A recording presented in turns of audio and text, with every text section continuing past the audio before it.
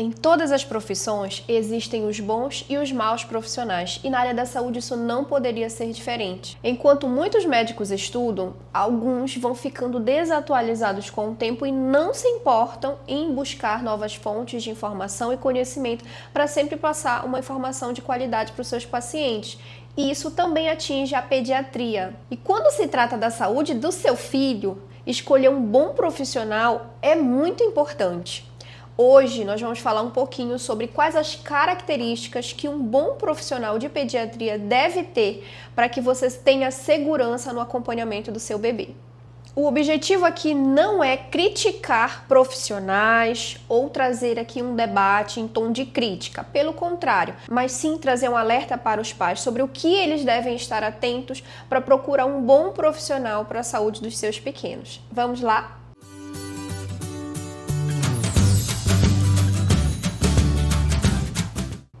Quando levamos os nossos filhos ao pediatra, estamos procurando um profissional que esteja atento às nossas dúvidas, ouvir, um olhar atencioso, um olhar cuidadoso quanto ao bebê. Até porque o pediatra é aquele médico que vai acompanhar a família por muitos e muitos e muitos anos. Até hoje eu me lembro da doutora Ana Tereza, que foi a minha pediatra e também do meu irmão, e que me acompanhou, nos acompanhou até mais ou menos os meus 16, 17 anos, eu ainda ia na pediatra. E essa profissional foi a qual me inspirou a também seguir a mesma direção em relação à pediatria. Então, o pediatra marca a vida da família, por isso, fazer uma boa escolha é fundamental. Hoje eu vou te mostrar alguns sinais de alerta que podem indicar que o profissional que está acompanhando seu filho pode não estar tão atento ou tão atualizado para tal função. Fique até o final, porque eu deixei aquele que eu acho muito importante por último. Vamos lá? Se o pediatra desvaloriza a amamentação e alimentação saudável do seu filho, fique com o pé atrás.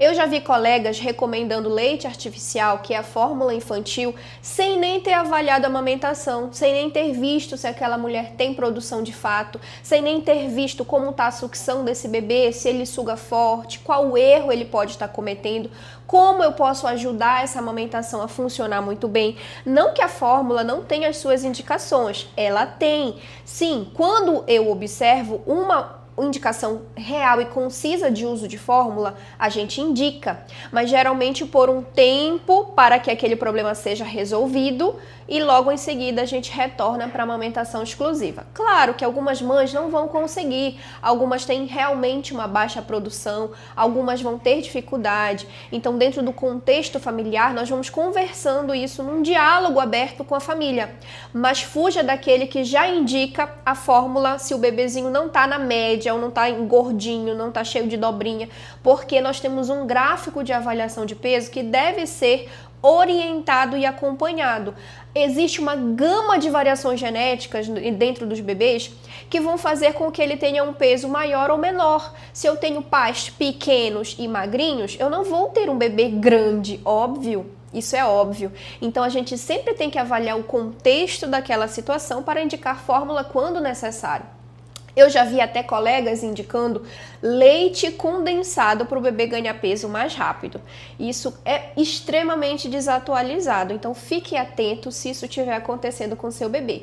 Além disso, alimentação saudável também a partir dos 6 meses. Muitos ainda recomendam o famoso suquinho, que já não se indica mais. Muitos indicam alimentos ultraprocessados ou já ricos em açúcar antes dos 2 anos.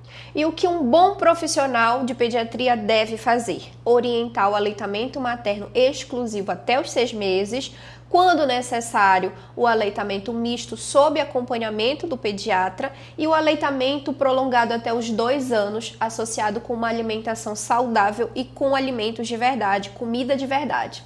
Essa seria uma ótima recomendação. Então fique alerta se o seu pediatra tem esse tipo de conduta. Dizer que tudo é normal, sem avaliar o bebezinho.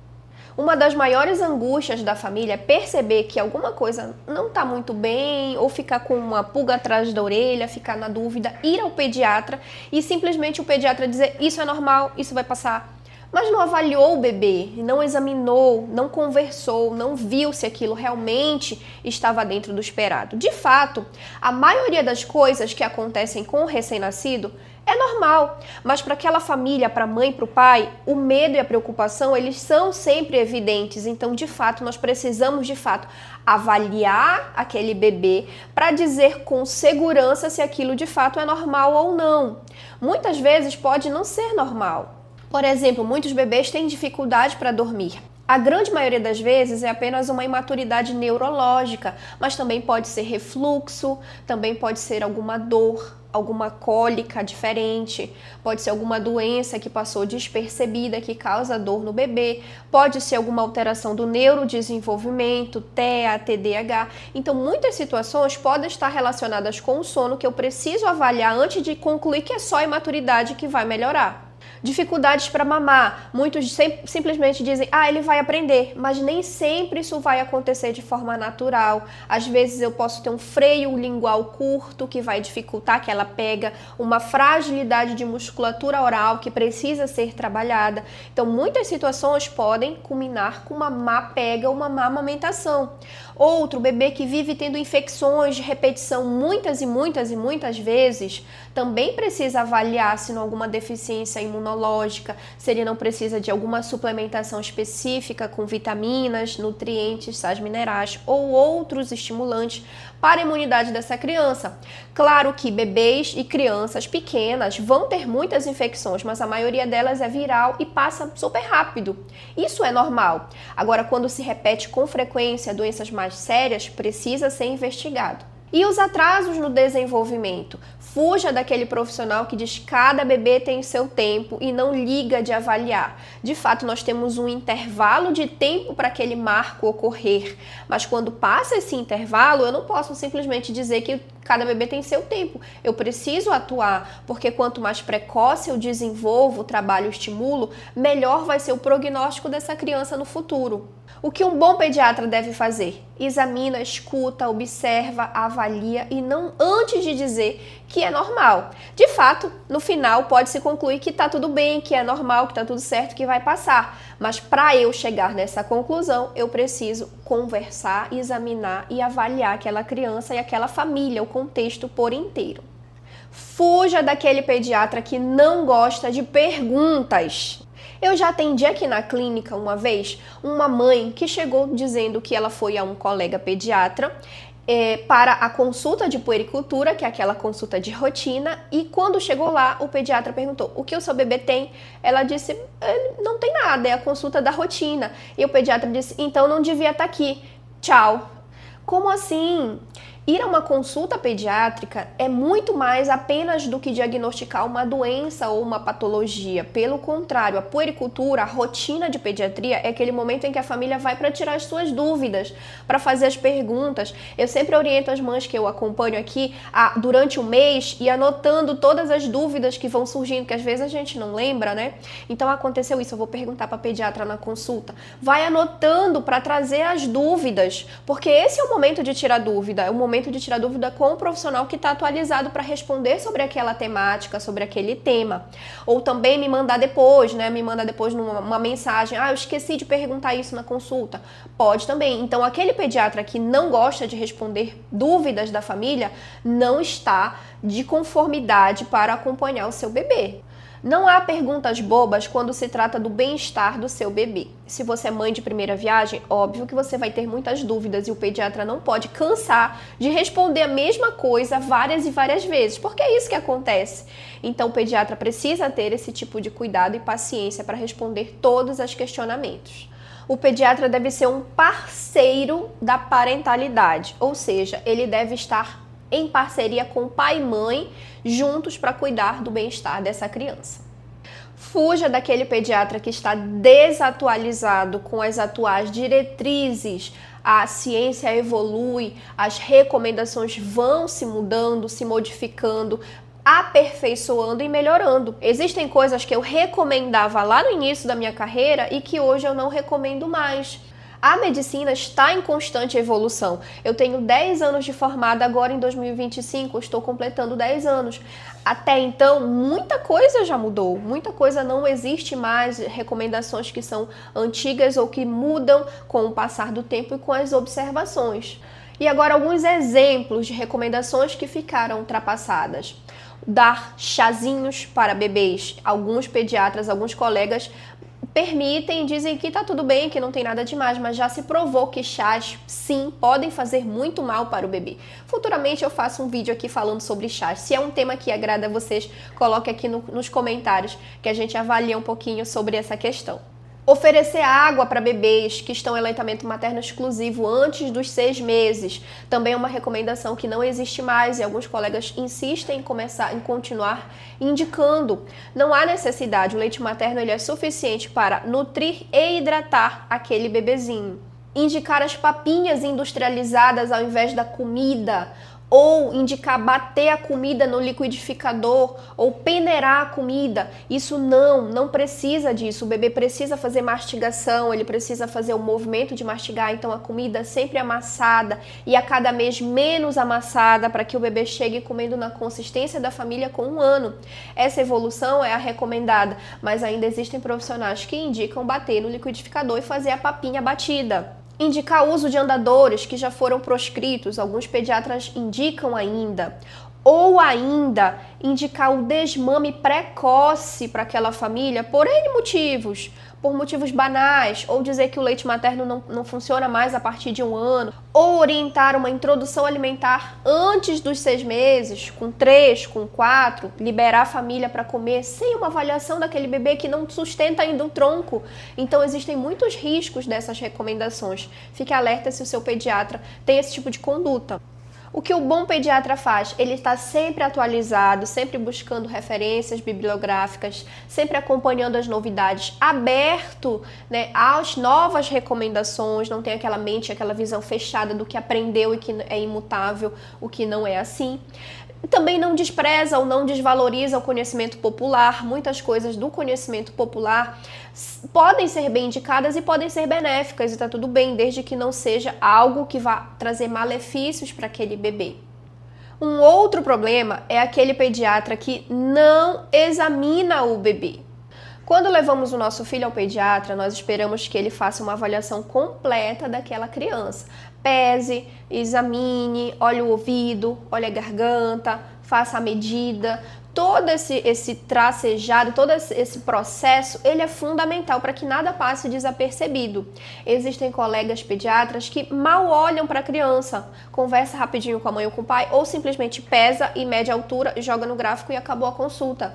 Não tem uma avaliação ou um exame físico daquele bebê ou daquela criança. Um bom exame pediátrico, ele deve incluir as medidas de tamanho da cabeça, peso, altura, conforme a idade, avaliação dos seios da face, avaliação da garganta, da cavidade oral, dos ouvidos, avaliação e ausculta do coraçãozinho, dos pulmões, palpação do abdômen, procura de nódulos, procura de massas, avaliação de excessos de gases, área genital, dependendo da idade, também precisa ser avaliada, pele por completo, cabelo, cabeça, unhas, dedinhos, para uma boa consulta do seu filho. Um pediatra de confiança, ele escuta, avalia, examina, palpa, toca e faz uma avaliação completa do seu bebê. Fuja do pediatra que não sabe trabalhar em equipe. Esse é um outro tópico muito importante para que você analise daquele profissional que está acompanhando seu filho. O profissional que acha que resolve tudo sozinho, que não tem a necessidade de encaminhar para a fono aquela criança que está com atraso de fala, ou não tem indicação de nutricionista aquela criança que está na curva de obesidade, ou não encaminha para terapia ocupacional ou para fisioterapia aquela criança que tem atraso do desenvolvimento, não indica e não orienta que se acompanhe com regularidade o odontopediatra. Então são vários profissionais que trabalham em equipe para que se conceda uma boa assistência para aquela criança. O profissional pediatra, ele é como se fosse o organizador do time, mas ele não resolve tudo sozinho. Fuja do profissional que acha que pode resolver todos os problemas sozinho. Se esse vídeo te ajudou até aqui, Não esqueça de deixar aqui embaixo o seu like, compartilhar com uma mãe que está com um bebezinho recém-nascido ou com uma mãe que está suspeitando se aquele profissional está acompanhando bem o seu bebê, para que ela também possa me acompanhar aqui. E não deixe de se inscrever nesse canal para que você possa me incentivar a continuar produzindo conteúdo e acompanhar tudo que eu trago aqui de novidade.